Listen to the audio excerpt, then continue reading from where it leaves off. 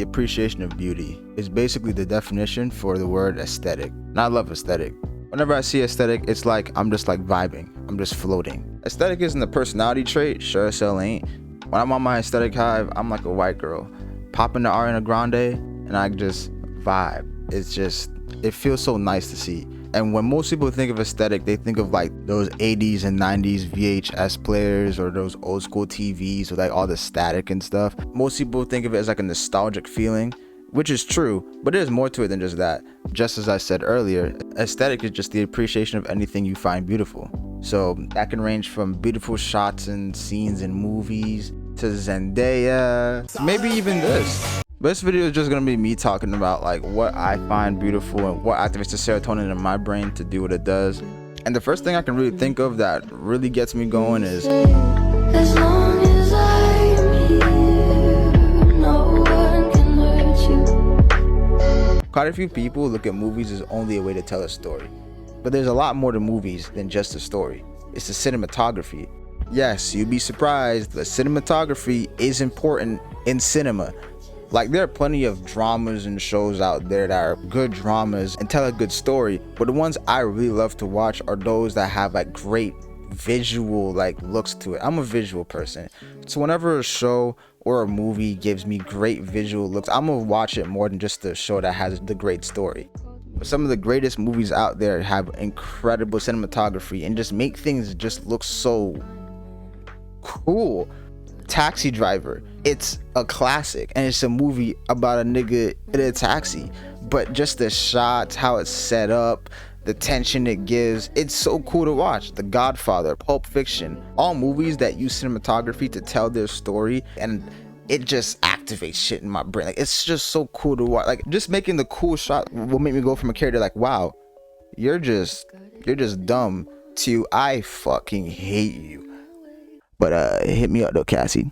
One of my favorite movies today, as of late, has been Blade Runner 2049. I love the whole steampunk vibe that it gives off. Now, Star Wars has been shit for giving me that vibe, but 2049, oh nah, it's got it. It's got it. I love the shots it gives off.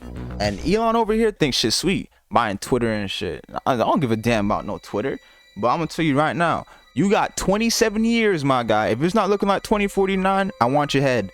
But with me also liking movies, sometimes it sucks when I talk about movies with other movie lovers, because I love a genre that nowadays sort of gets a lot of hate in the movie community, and that's,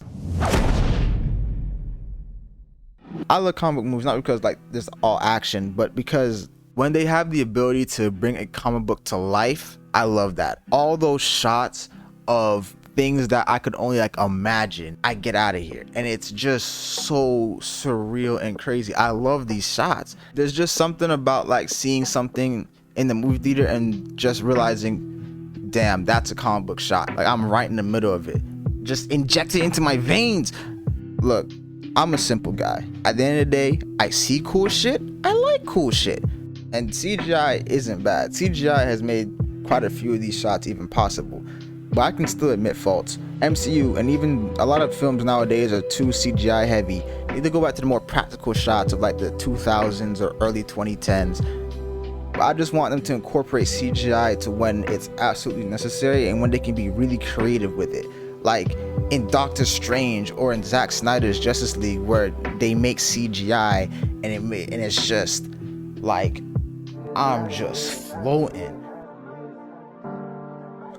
But what's crazy is what I think is the best comic book movie isn't even live action. It's Spider-Verse. The shots, the imagery, everything about this movie and the message it gives, it's just everything. Like, oh my God. This really put down what I already thought before and what I now basically know, which is my favorite source of media, especially for aesthetic and beautiful shots, is actually, if you're an animator, you're badass. It's just that simple. If you just draw, you're badass. I took an arts class in high school, and hey, Mr. Henry, if you're ever watching this, we love you, but that class beat our ass. Animation is so beautiful. I love animation. Now with cinema, Their job is always to make what we see, what the everyday sees, and make cool imagery out of it, or make like a story out of it. With animation, I feel as if their job more is to just bring our imagination to a moving image. I love animation, but unfortunately in the West here, really people think animation is more for kids. And while Pixar is really good at animation, sometimes I'd like to see like more other things in animation. That's why I love watching anime so much. Anime is my shit. And whenever I can find an anime with good animation, oh no. Anime can get a little samey. Sometimes it can look the same. It can be like low end when it's season to season, and it's just, hey, you know, we're just trying to get this out there, which is why sometimes I don't always indulge myself in slice of life and things like that, because it can look samey even though I like the story. When anime start getting visual and really getting the imagination, it's crazy what they can do. The anime and animation has made food look like it's the most delicious thing on the planet. I love pizza, and I have never had a pizza that looked like this before, and I want it. But the anime that I really enjoy watching most is really the 80s 90s anime, you know, where most people get their aesthetic clips from anyway. There's a reason. It just brings this nostalgia to it, even if I've never watched it before. Like Cowboy Bebop, I can just watch any random episode of Cowboy Bebop and I am just, it's just happiness. Well, almost any. Think about this. Every single shot in Akira was hand drawn. If you worked on Akira, yo, I want you to look yourself in the mirror and just remember, you're a badass. You're amazing. There's so many things from the 80s that I really do mess with, even if I'm not even watching it for the plot. Like Sailor Moon, I really don't even remember the full plot of Sailor Moon, but I'd watch it just because it just looked really nice. Watching shows like these make me fully understand why the 80s and 90s aesthetic is so like loved in our times, because while it is our past and it does bring a nostalgic feeling, of course, but I just think that aesthetic is actually just so pleasing to really just vibe with. It's a vibe. And in such stressful times right now, vibing is more than ever something that we need right now. Vibing? Don't you mean more? Shut the actual fuck up. But one of the best aesthetics that I actually really enjoy and I can get at any time really usually is